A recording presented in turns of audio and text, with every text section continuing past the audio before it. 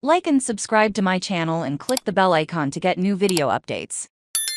Where Cason Wallace and Chris Livingston stand in the latest NBA mock draft. The 2023 NBA draft is just over a week away. We've now passed the withdrawal deadline, which means scouts and front office executives know exactly who will be included in the pool of eligible draft players. How? As most of the Big Blue Nation already know, a handful of former Kentucky players will be hoping to have their names called when Commissioner Adam Silver takes the podium at the Barclays Center on Thursday, June 22.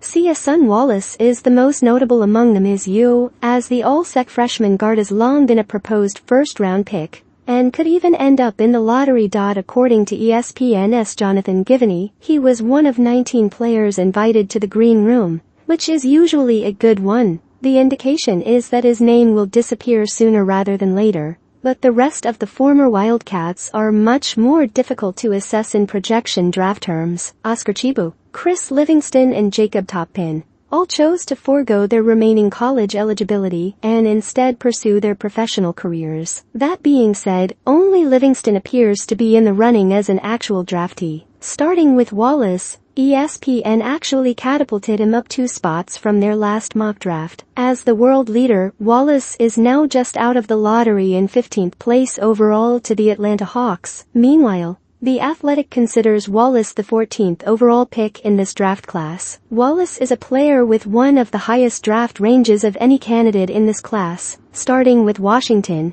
Utah and Dallas in the top 10, and continuing into the late teens, depending on how the night unfolds. Atlanta hasn't had an easy time luring players into its building, with around 20 prospects adamant they'll be picked in the lottery, and a significant number of them insist on running 1-0 workouts that usually are reserved for the top picks. Because of the Hawks' relatively crowded roster and uncertain future prospects, it's difficult to predict how many minutes of play